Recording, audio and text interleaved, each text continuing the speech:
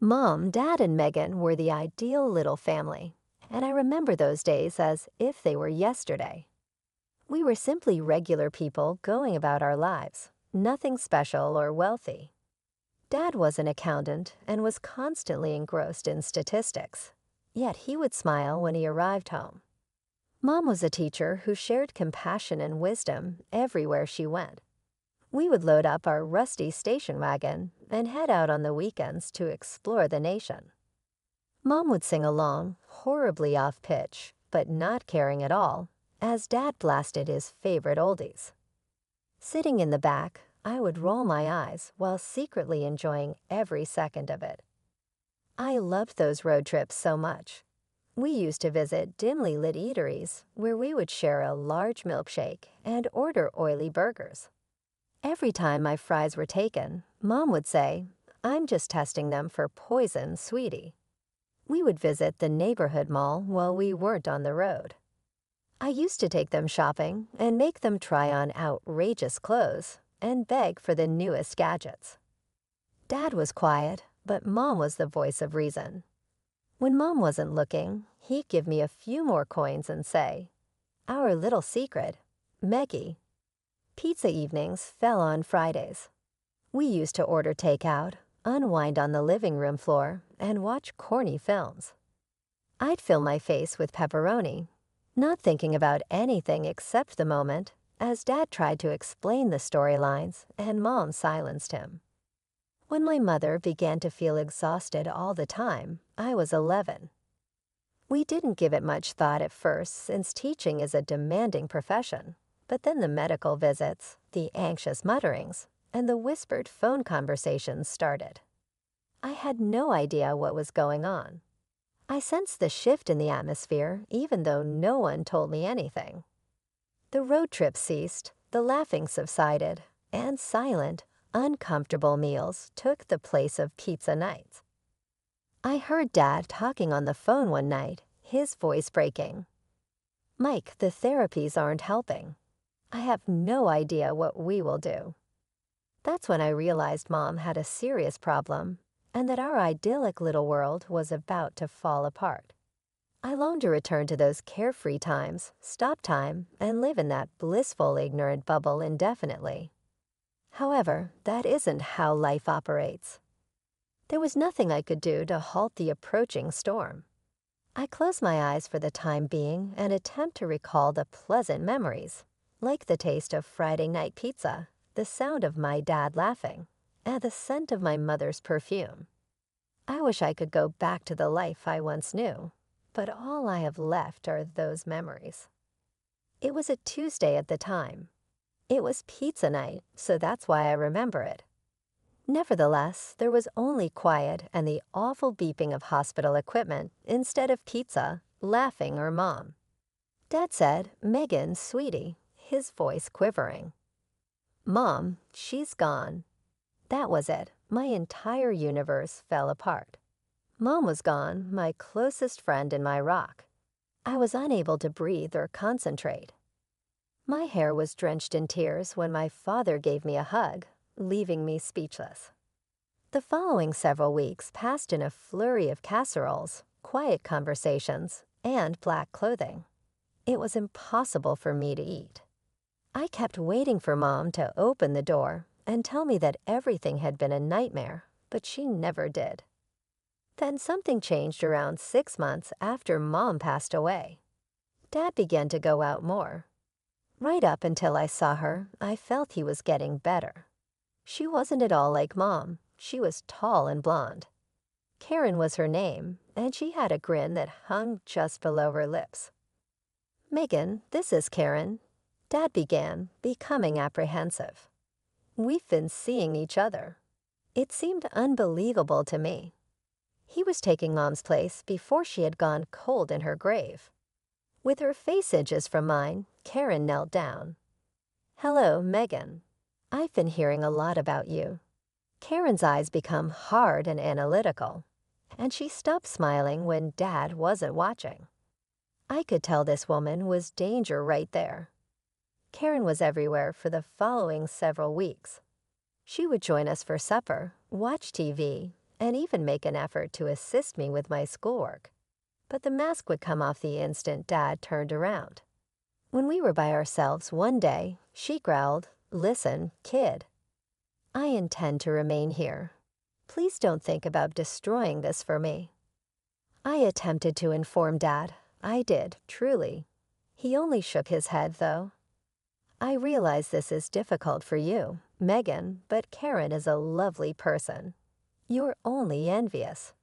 Perhaps you should have a conversation with someone." Feeling envious, it seemed unbelievable to me. My own father believed this to be a fabrication.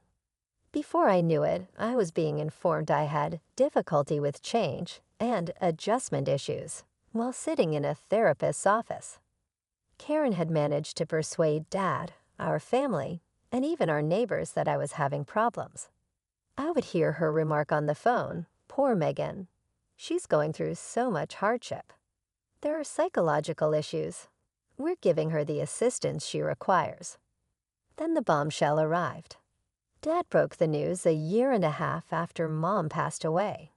Karen, Megan, and myself are getting married. In order to allow you time to acclimate, we felt that spending the summer at camp would be ideal. However, I was aware of the reality, so that my sour face, as Karen described it, wouldn't mar their lovely day. They were shipping me off. I left for camp with a heavy heart, knowing that when I returned, everything would be different. My home wouldn't be mine anymore. My family was changing, and there was nothing I could do about it. I returned from camp with a knot in my stomach. The house looked the same from the outside, but as soon as I stepped through the door, I knew everything had changed. "Welcome home, Megan," Karen said, her smile not reaching her eyes. "We need to talk about room arrangements. With the baby coming, we'll need to make some changes." My head spun. "Baby? What baby?" Dad's face lit up. "That's right, you don't know. Karen's pregnant. You're going to be a big sister." Karen led me upstairs, chattering about nursery colors and baby names. We stopped at my room, or what used to be my room. "We started converting this into the nursery," Karen said, pushing open the door. My heart sank. My posters were gone, replaced by pastel wallpaper. My desk had vanished, a crib standing in its place. "Where's my stuff?" I managed to choke out. Karen waved dismissively. "Oh, we moved you to the guest room. It's cozier anyway." The guest room was barely bigger than a closet. My things were piled haphazardly on the bed, some boxes still sealed. "This is temporary, right?" I asked, looking at Dad. He wouldn't meet my eyes. "Well, Meggie, with a new baby." I got the message. I was being pushed out. Replaced. The next few months were a blur of doctor's appointments, baby showers, and me trying to make myself as small as possible. Karen's belly grew, and with it, her control over our lives. Then one crisp fall morning, my little brother was born. Despite everything, when I held him for the first time, I felt a surge of love. For a moment, I thought maybe things would get better. But Karen had other plans. "Careful, Megan," she'd say, snatching him away. "You might drop him." Or, "He's sleeping now. Maybe you can see him later." There was always an excuse, always a reason why I couldn't spend time with my brother. Dad was too busy with work and the new baby to notice. Years passed. I threw myself into school, counting down the days until I could leave for college. My brother grew into a sweet, curious kid, but Karen made sure our interactions were limited. Finally, my senior year arrived. One night, I overheard Karen and Dad arguing. "She needs to learn responsibility," Karen insisted. "A job right out of high school would do her good." Dad's voice was firm. "No. Sarah wanted her to go to college. We set aside money for it. Megan's going." I'd never been so grateful for my dad standing up for me. When my acceptance letter came, I cried with relief. I was getting out. I was going to start my own life, away from Karen's manipulations. On moving day, Dad helped me pack the car. Karen and my brother stayed home. "I'm proud of you, Maggie," Dad said, hugging me goodbye. "Your mom would be too." As I drove away, watching my childhood home disappear in the rearview mirror, I felt a mix of sadness and hope. I was leaving behind the only home I'd known, and the little brother I never really got to know. But I was also driving towards freedom, towards a future where I could be myself without Karen's shadow looming over me. College was like a breath of fresh air after years of suffocation. I threw myself into my studies, determined to make something of myself. Advertising became my passion, a world where creativity met strategy, and I could finally express myself freely. But even as I reveled in my newfound independence, there was always a nagging ache in my heart. My little brother, barely 6 when I left, was growing up without me. During rare visits home, I'd catch glimpses of the amazing kid he was becoming. "Megan, look what I drew," he'd exclaim, showing me his latest masterpiece. I'd ruffle his hair, cherishing these brief moments. "It's awesome, buddy. You're quite the artist." Karen would inevitably interrupt, whisking him away for some urgent task or another. The distance between us grew with each passing year. Graduation day arrived, a bittersweet triumph. As I stood in my cap and gown, scanning the crowd, I realized Dad and Karen weren't there. Later, a terse text arrived. "Congratulations on graduating. Dad, Karen." It stung, but I refused to let it dampen my spirits. I had a future to build. Thanks to my internships and portfolio, I landed a job at a hip advertising agency in the city. Grandma, Mom's mom, and my guardian angel helped me secure a tiny but cozy apartment. "Your mother would be so proud," she said, pressing a check into my hand. "This is for rent. She always wanted you to have a good start." Life settled into a comfortable rhythm. Work was challenging but rewarding. I made friends, went on dates, and slowly began to heal from the wounds of my past. For 3 years, I lived in relative peace, with only occasional awkward holiday visits to break the calm.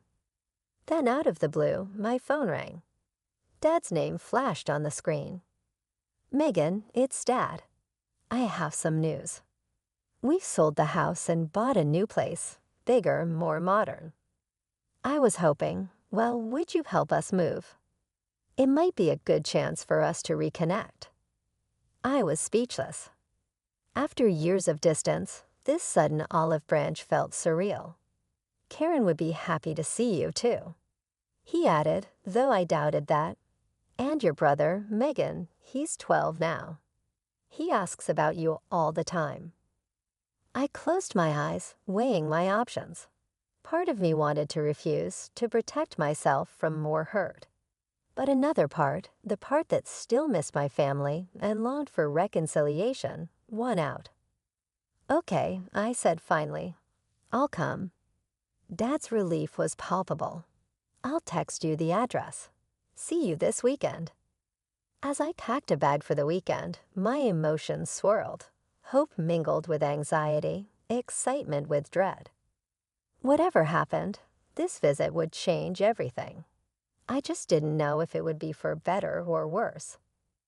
I pulled up to the address, my jaw dropping at the sight. The house was enormous, all sleek lines and modern architecture. It looked nothing like the cozy home I grew up in. Taking a deep breath, I walked to the front door and rang the bell. Dad opened it, a hesitant smile on his face. "Meiji, you made it." "Hi, Dad," I said, stepping inside. Karen appeared behind him, her smile as plastic as ever. "Megan, how nice of you to come," she said, her tone suggesting anything but. I looked around, expecting to see my brother. "Where's?" "Oh, he's staying with my parents for the weekend," Karen cut in smoothly. "We thought it would be easier to move without him underfoot." The look in her eyes told me everything. This was deliberate. She'd made sure my brother wouldn't be here, denying me even this small chance to reconnect with him. Swallowing my disappointment and anger, I forced a smile. So where do you want me to start? For the next few hours, I threw myself into the work. I scrubbed floors, arranged furniture, and hung curtains. It was easier than trying to make conversation with Dad or enduring Karen's false pleasantries. As I was sorting through some boxes in what would be the study, I came across a pile of framed photos. My heart stopped as I recognized one particular frame. It was a portrait of Mom, the one that used to hang in my childhood bedroom. Her smile beamed at me from beneath a layer of dust. Clutching the photo, I walked into the living room where Dad and Karen were discussing paint colors. "Dad," I said, my voice shaking slightly, "why is Mom's picture in a pile of junk?" Dad's face fell, a mix of guilt and sadness crossing his features. He opened his mouth to speak, but Karen beat him to it. "Oh, that old thing," she said dismissively. "We decided those photos don't really fit with the new decor. They're a bit superfluous, don't you think?" Superfluous? The word hit me like a slap. My mother's memory, reduced to an outdated decoration. Superfluous. I repeated, my voice dangerously low. "This is my mother." "Your wife," I added, looking at Dad. Dad at least had the decency to look ashamed. "Megan, we didn't mean." But I was already moving, gathering up every photo of Mom I could find. I found her old jewelry box, a few of her books. Without a word, I carried them out to my car, ignoring Karen's protests and Dad's weak attempts to explain. As I placed the last item in my trunk, I felt a storm of emotions threatening to overwhelm me. Anger at Karen's callousness, disappointment in Dad's spinelessness, and a deep, aching sadness for the mother I'd lost and the family that seemed beyond repair. I slammed the trunk shut, the sound echoing in the quiet street. For a moment, I considered getting in the car and driving away, leaving this mess behind once and for all. But something stopped me. Maybe it was the memory of Mom, her voice in my head telling me to be strong. Maybe it was the thought of my little brother, who I still hadn't seen. Or maybe it was just sheer stubbornness, refusing to let Karen win. Whatever it was, I found myself walking back into the house. Karen was nowhere to be seen, probably hiding to avoid confrontation. Dad stood in the hallway, looking lost. So I went back to cleaning, trying not to think about Dad's betrayal. As I was about to leave, Dad caught my arm. "Megan, wait. There's something else." I turned, eyebrow raised. "What now?" He shifted uncomfortably. "We're having a housewarming party in a few days. We would really appreciate your help." Before I could respond, Karen swooped in, her voice dripping with false sweetness. "Oh yes, Megan, we could really use your assistance. Perhaps you could handle the catering. I'll take care of the cleaning, invitations, and overall organization." I opened my mouth to refuse, but Dad jumped in. "Please, Meggie, all our relatives and friends will be there. We can't manage without you." His pleading eyes wore me down. Despite everything, a small part of me still wanted to make him happy. "Fine," I sighed. "I'll help with the food. I'll even pay for it myself." Karen's smile widened. "Wonderful. We're thinking of an Italian theme, to christen the new kitchen." I nodded, an idea forming. "Actually, I know the best Italian restaurant. I'll order from there, quality guaranteed." Karen's eyes narrowed slightly. "What's the name of this restaurant?" "Bella Not," I replied, watching her carefully. She nodded, looking satisfied. "Sounds perfect. We'll leave it in your capable hands then." As I drove home, I couldn't shake the feeling that something was off. Karen's sudden agreeableness was suspicious, but I pushed the thought aside, focusing on the task at hand. Over the next few days, I threw myself into planning the perfect menu. I called my friend Maria, owner of Bella Nut. "Megan, it's been too long," she answered cheerfully. "Hey Maria, I need a favor. My dad's having a housewarming party, and I'm in charge of food. Think you can help me out? For you. Anything. What are you thinking?" We spent an hour crafting the perfect Italian spread, antipasti platters, handmade pastas, tiramisu for dessert, the works. I spared no expense, wanting to prove I could handle this responsibility. After finalizing the order, I felt a mix of anticipation and nervousness. Despite everything, a small part of me hoped this party might be a turning point. Maybe, just maybe, we could start to heal our fractured family. The next week dragged by slowly. I kept myself busy with work, but my mind often wandered to the upcoming party. I checked and double-checked the order, making sure everything was perfect. The day before the housewarming party, my phone rang. It was Maria from Bella Nut. "Hey Megan, I'm a bit confused. Your stepmother called yesterday and asked to move the food delivery to today. Did the party date change?" My heart sank. "What? No, it's supposed to be tomorrow."